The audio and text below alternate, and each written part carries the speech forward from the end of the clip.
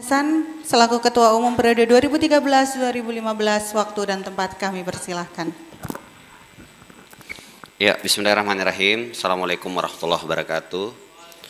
Alhamdulillah nahmaduhu wa nasta'inuhu wa nastaghfiruh wa na'udzubillahi min sururi anfusina wa min sayyiati a'malina may yahdihillahu fala mudhillalah wa may yudlil fala hadiyalah. Asyhadu an la ilaha illallah wa asyhadu anna Muhammadan abduhu wa rasuluh. Rabbi shrah li sadri wa yassir li amri wahlul 'uqdatam min lisani yafqahu qawli. Alhamdulillah, segala puji bagi Allah atas limpahan rahmat dan kasih sayangnya sehingga kita semua bisa hadir ya di forum yang insya Allah penuh keberkahan ini, penuh manfaat ya. Saya sebenarnya belum tertarik gitu datang ke Surabaya kalau enggak undangan untuk hadir di bedah buku ini, Mas. Ya, selain karena situasi Covid, juga tuntutan akademik ya, ini bayangin nih kita ngisi materi sambil ikut kuliah dan ya banyak beberapa hal lain lah, tapi karena sebuah kehormatan saya diundang oleh teman-teman untuk bisa sharing ya terkait buku almarhum Mulyadi P. Tamsir, Ketua Umum PBHMI 2016-2018, dengan tema mengubah dari jantung gagasan-gagasan penting untuk masa depan HMI. Mungkin nanti saya nggak akan panjang lebar ya, ada Mas Airlangga di sini yang akan memboboti secara substansi ya apa yang akan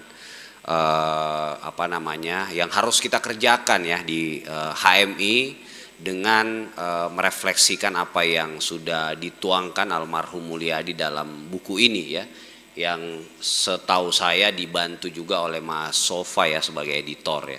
Juga akan dilengkapi nanti pengalaman-pengalaman secara pribadi, mungkin Ami Jaya sebagai sekjen, Mas Rendra ya sebagai sahabat beliau, dan tentu secara dari perspektif keluarga ya Mas Bowo. Semalam sama sewaktu saya ngumpul sama teman-teman PBHMI 2013-2015 dan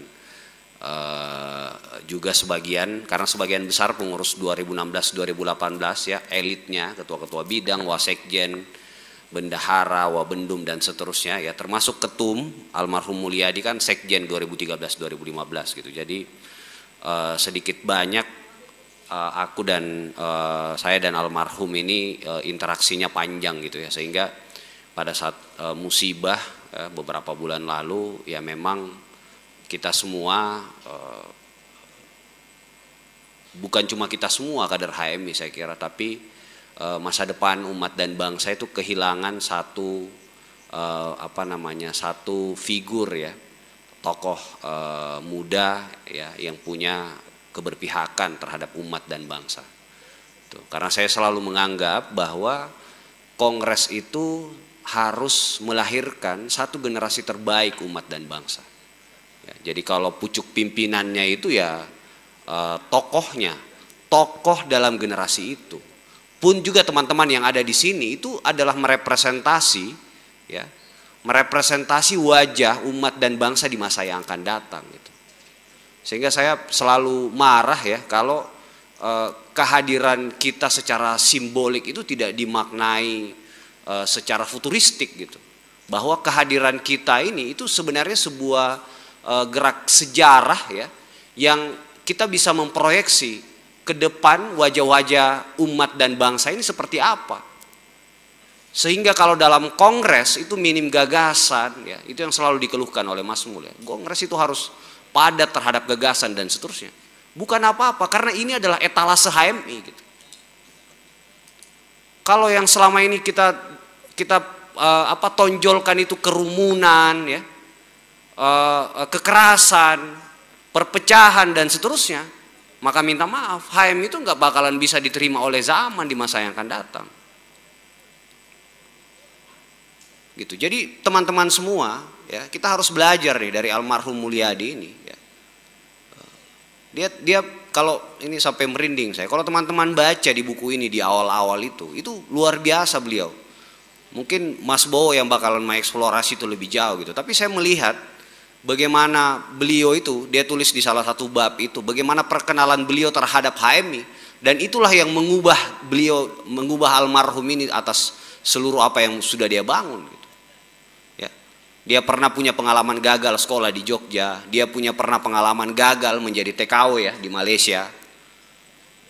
Dia pernah punya pengalaman jual onde-onde di pasar, dia pernah punya pengalaman narik becak di Sintang sana. Saya kebetulan dalam satu waktu sempat berkunjung ke rumah almarhum di Sintang. Juga dan banyak yang lain ya. Dan ketika dia ketemu HMI, itu cepet banget dia bisa mencapai apa yang dicapai beliau hari ini ya, sebelum beliau meninggal itu cuma usianya sekitar 30 berapa Mas Bo almarhum 40 tahun gitu. Jadi kita teman-teman ini ya, bahkan saya pun selalu sampai hari ini merasa bahwa tanpa HMI ini kita semua nothing gitu. Ya, sekali lagi tanpa HMI kita semua ini bukan siapa-siapa.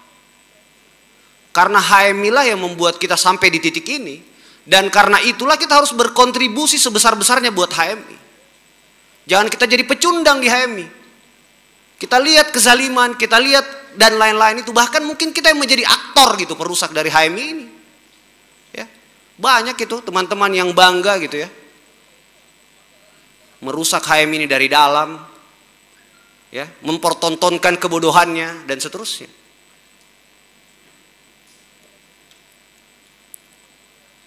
Jadi karena kita sampai di titik ini karena HMI, nggak ada yang bisa kita lakukan selain mencintai HMI dan memberi HMI ini setulus-tulusnya, memberi HMI ini yang terbaik gitu. Karena HMI adalah rumah besar ya, HMI adalah produsen kader-kader terbaik umat dan bangsa di masa yang akan datang. Jadi boleh kita masuk dari beragam latar belakang dan seterusnya, tapi ketika kita sudah masuk di HMI, maka tujuan kita satu. Terbinanya insan akademis, pencipta, pengabdi yang bernafaskan Islam dan bertanggung jawab atas terwujudnya masyarakat adil makmur yang diridhoi Allah Subhanahu wa taala. Kalau ada orang datang ke HMI dan tujuannya bukan itu, maka dia itu benalu. Ya. Orang-orang cari hidup aja, cari untung di HMI. Karena dia nggak menyadari hakikat keberorganisasian dia. Dan itu yang saya kenal almarhum Mas Mul ini sejak 2010. Saya masuk bareng-bareng, saya dari kampung di Makassar sana di Goa, almarhum ini dari Sintang. Temu, belajar, berproses ya. Kita membangun komitmen waktu itu, alhamdulillah saya jadi ketua umum ditakdirkan walaupun usia saya 5 tahun lebih muda dari beliau. Tapi beliau sangat profesional, beliau sangat menghargai saya sebagai ketua umum. Dan begitupun saya sangat menghargai beliau sebagai sekjen dan sebagai kakak saya. Dia yang banyak mempertontonkan, dia yang banyak membimbing saya sampai hari ini gitu.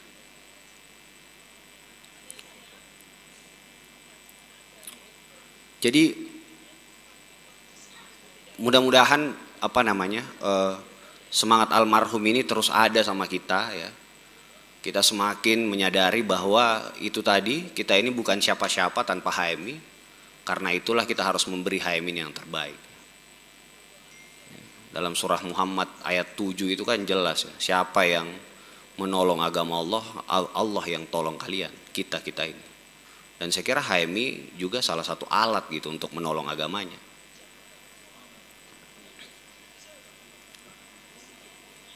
Juga almarhum ini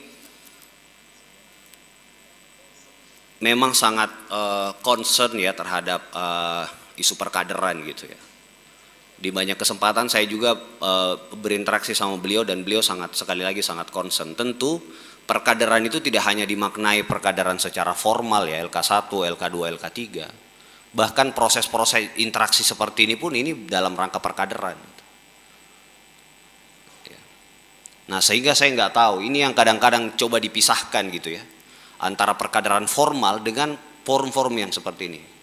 Pada saat forum-forum training formal, kita lurus-lurus saja itu.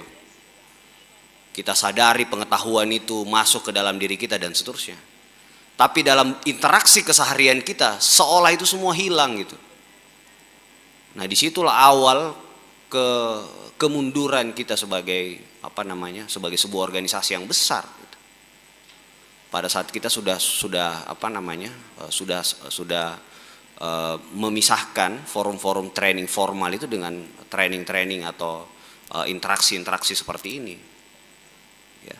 Saya sering berdebat sama teman-teman misalnya yang bahkan di ujung usia beliau kan kita bareng tuh, saya, almarhum Bang Arif Mustafa, Kang Fajar Sulkarnain ya, dan beberapa senior-senior mantan BPL itu buat sebuah yayasan gitu ya. Saking almarhum Mas Mul ini pengen yayasan ini yang akan membiayai atau mendanai semua proses-proses perkaderan yang ada di HMI.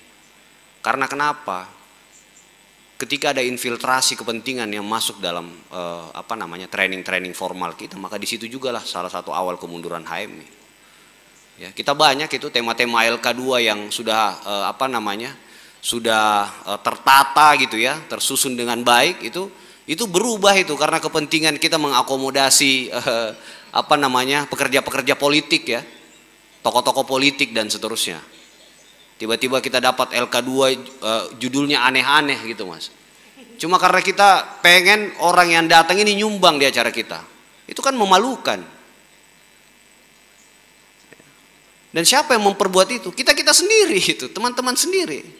Emang bisa orang-orang dari luar HM ini bawa pemateri masuk? Kan nggak mungkin. Nah itulah yang selalu dikeluhkan ya, yang membuat kami semua ini ya, kita nggak pengen kata Mustafa Chamran, kita nggak boleh mengutuk kegelapan gitu. Yang boleh kita lakukan ya menyalakan satu lilin kebaikan. Jadi itulah yang coba kita terus lakukan sama almarhum. Kita dorong terus apa yang kita bisa lakukan, apa yang kita bisa jangkau ya. Kita mendidik teman-teman yang berinteraksi dengan kita dengan sebaik-baiknya. Ya, kita mengingatkan mereka dan seterusnya. Di buku ini banyak curhatan-curhatan beliau yang sangat vulgar ya. Bagaimana budaya transaksional dan seterusnya itu mengemuka dan seperti gak ada malunya ini. Saya di dalam setiap forum-forum ya, LK1, LK2, saya selalu bilang saya lebih senang tuh berinteraksi dengan teman-teman alumni LK1, LK2 ketimbang anak-anak LK3 gitu. Ketimbang teman-teman PBHMI, saya minta maaf. Ya. Karena ketika kita sampai ketemu sama teman-teman ini, itu seperti kita kehilangan harapan gitu. Nggak ada diskusi harapan, yang ada mohon arahan Bang, mohon di mana kita bisa ini, yang ada mengeluh gitu. Ya saya bilang, saya pernah hadir dalam satu pelantikan BPL lah di salah satu kota gitu ya. Saya jauh-jauh ini datang gitu. Dengar curhatan mereka Mas, dari awal sampai akhir curhat, susah ketemu senior dan seterusnya. Saya bilang bos, saya di HMI sejak saya masuk di HMI, saya sudah dengar yang kayak gini. Bahkan saya pernah melakukan itu. Tapi saya tahu malu gitu, enggak bakalan saya buka itu ya. Ya emang kita di HMI ini ya seperti itulah adanya. Kalau nggak mau susah jangan jadi pengurus HMI. Itu aja sesederhana itu. Ya, kalau kita ketemu senior itu kita bangun harapan, kita bangun mimpi-mimpi walaupun kita susah makan besok gitu. Tapi disitulah keunggulan Himpunan Mahasiswa Islam. Dia selalu merawat harapan itu, ya. Setiap maperca kan foto-foto poster senior-senior itu bertebaran itu kan. JK lah, Anies lah segala macam. Walaupun kadang-kadang itu ada negatifnya juga ya. Seolah-olah dengan masuk HMI sudah langsung jadi Pak JK, Pak Anies gitu kan. Padahal dia nggak tahu orang ini sampai ke situ berdarah-darah juga gitu. Ya, saya cerita ini ya ya karena saya mengalami juga proses-proses yang panjang itu. Mungkin karena kebanyakan makan mie instan ya, jadi pendek gitu. Tapi itu ya, saya kira tugas kita semua menjaga Himpunan Mahasiswa Islam ini, karena HMI ini adalah rumah ya umat dan bangsa. Dia produsen terbaik, saya kira. Saya meyakini HMI ini adalah organisasi mahasiswa terbaik ya. Saya punya pengalaman keliling ke 300 sekian kabupaten kota.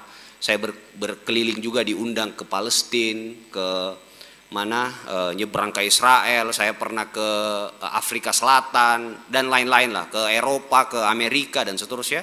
Dan saya kira HM ini bukan cuma organisasi mahasiswa Islam tertua dan terbesar di Indonesia, tapi dia adalah organisasi mahasiswa Islam tertua dan terbesar di dunia. Jadi syarat untuk kita besar di HMI itu sederhana. Kita harus ikut besarkan HMI ini dengan penuh kesungguhan dan keikhlasan. Ya. Kalau sedikit-sedikit teman-teman berkontribusi terus langsung pengen dapat kickback, itu pemain proyek. Apa itu? Apa namanya, Mas? Yang cari proyek terus dia nggak kerjain proyeknya, dikasih orang lain lagi. Maklar, broker, ya. Ya itu begitulah. Kalau cepat-cepat mau dapat ya, buat seperti ini, saya dapat apa? Itu broker itu. Ya, bukan kader HMI. Ya. Jadi dari almarhum Mulyadi ini kita banyak dapat pembelajaran ya, bahwa dengan segala macam dinamika kehidupan yang beliau tempuh, ketika beliau masuk HMI dan menemukan itu, dia ketemu sebuah cahaya gitu ya, dan cahaya itu yang mengantarkan beliau sampai di pengabdian tertinggi beliau lah. Ya, kita doakan beliau husnul khatimah, mudah-mudahan kita bisa meneladani apa yang sudah dilakukan oleh beliau. Al-Fatihah. Bismillahirrahmanirrahim. Alhamdulillahirabbil alamin. Terima kasih. Billahi taufiq wal hidayah. Assalamualaikum warahmatullahi wabarakatuh.